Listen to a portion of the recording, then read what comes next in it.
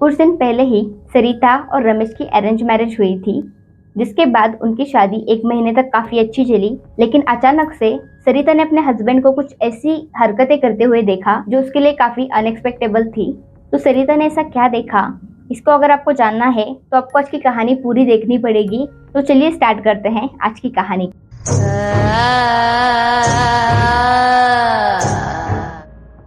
तो आज की हमारी कहानी है संगीता और रमेश के बारे में, जो दोनों भी बंगाल में रहते हैं और उनकी रिसेंटली अरेंज मैरिज हुई थी और दोनों भी एकदम मॉडर्न जमाने के थे। इस वजह से दोनों भी जॉब करते थे। और हुआ यूँ था कि सरिता जो है वो ऑफिस में जाके काम करती है, लेकिन उसका हस्बैंड जो है वो वर्क फ्रॉम होम करता है।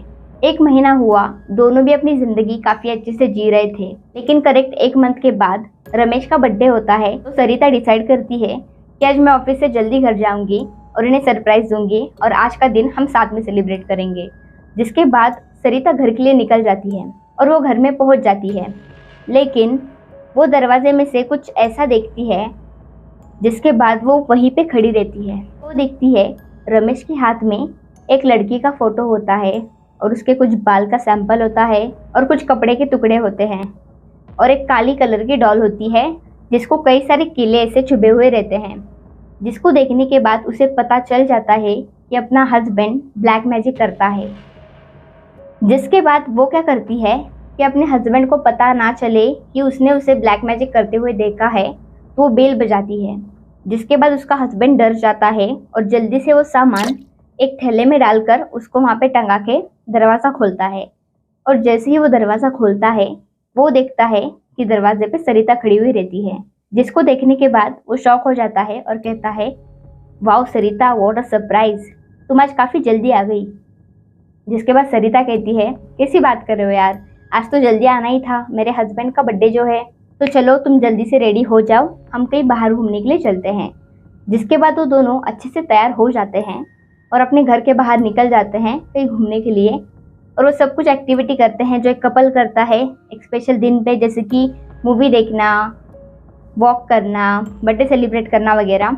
जिसके बाद वो दोनों अपने घर चले आते हैं और तभी सरिता एक सामान की लिस्ट बना के रमेश को देती है और कहती है, तुम्हें सब कुछ सामान लेके आओ। जिसके बाद रमेश क्या करता है, एक थैली और वो सामान की लिस्ट लेके घर के बाहर चला जाता है।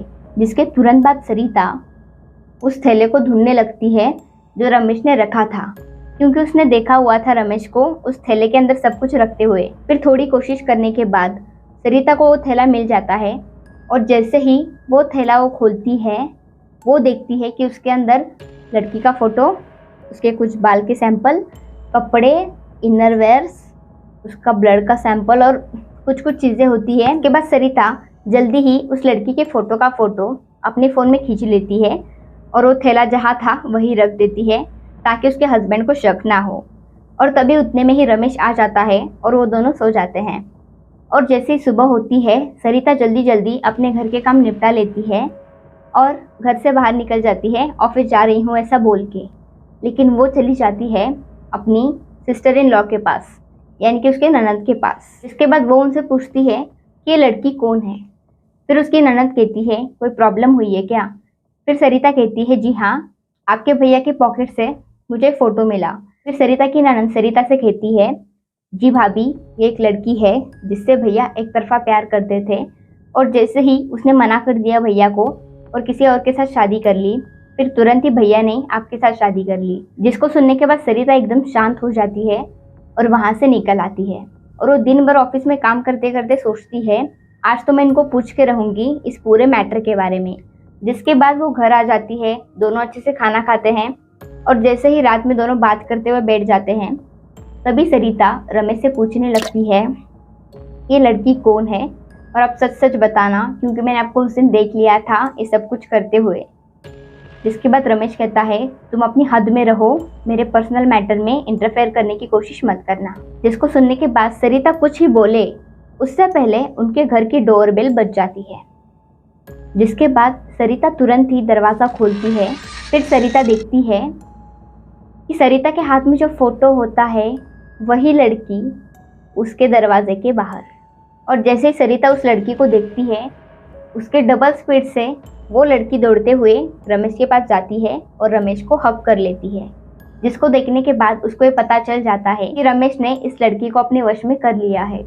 जिसके तुरंत ही बाद उस लड़की का हस्बैंड भी उसके पीछे पीछे सरिता के घर में आता है और रमेश को धमकी देने लगता है कि मेरी बीवी को पहले की तरह कर दे वरना तेरा अच्छा नहीं होगा वगैरह ऐसा। लेकिन रमेश जोर जोर से हंसने लगता है और कहता है कितनी भी कोशिश कर ले ये अब मेरी ही रहेगी। जिसके बाद वो आदमी सरिता से बात करता है और सरिता से कहने लगता है आप कुछ भी करो, इस पे सोल्यूशन निकालो। जिसके बाद सरिता कहती है हम तांत्रिक के पास चलते हैं और उनको ये सब मैटर बताते हैं।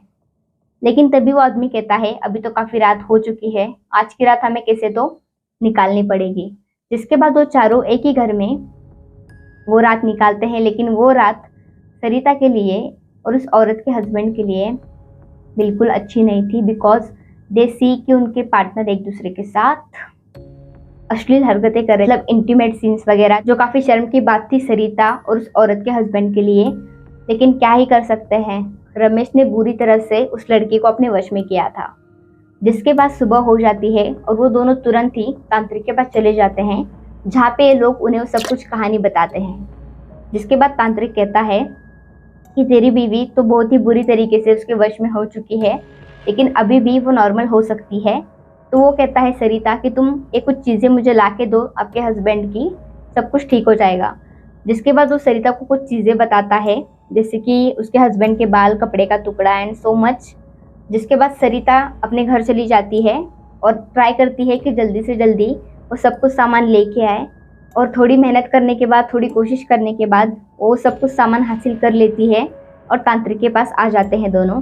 उसके बाद तांत्रिक कुछ क्रिया करते हैं और जो ब्लैक मैजिक किया था रमेश ने उस लड़की पे, वो उल्टा करके वो वापस रमेश पे ही निकाल देते हैं, यानी कि ब्लैक मैजिक का असर खत्म कर देते हैं। जिसके बाद वो लड़की एकदम नॉर्मल हो जाती है और रमेश भी एकदम नॉर्मल हो जाता है। जिसके बाद वो लड़की अपने हस्बैंड से माफ़ी मांगने लगती है कि मैंने मजबूरी में इतना कुछ किया, मुझे माफ़ कर दो वगैरह। और रमेश भी उस आदमी से, उस लड़की से और अपनी वाइफ से माफ़ी मांगता है कि मुझे माफ़ कर दो वगैरह। जिसके बाद इस सभी मैटर एकदम ठीक हो जाता है। तो दोस्तों इस कहानी से हमें ये पता चलता है कि एक आदमी अपने शादी के बाद भी अपने एक तरफा प्यार को नहीं भूलता और उसको पाने के लिए किसी भी हद तक जा सकता है। आप ब्लैक मैजिक में मानते हो या फिर नहीं, मुझे कमेंट में ज़रूर बताना। लेकिन अगर मैं मेरी बात करूँ तो I believe in black magic, because मैंने कई सारे एग्जाम्पल अपने आंखों के सामने देखे हैं। तो दोस्तों आज की जो कहानी है वो एकदम रियल है। तो आपको आज की कहानी कैसी लगी कमेंट बॉक्स में ज़रूर बताना। चैनल को सब्सक्राइब कर देना ऐसे ही भूतिया कहानियों के लिए। अगर आपके पास भी कोई स्टोरी है तो आप मुझे यहाँ पे ईमेल कर देना या फिर इंस्टा पे डीएम कर देना। तो मिलती हूँ आपसे अगली वीडियो में, तब तक के लिए बाय एंड टेक केयर।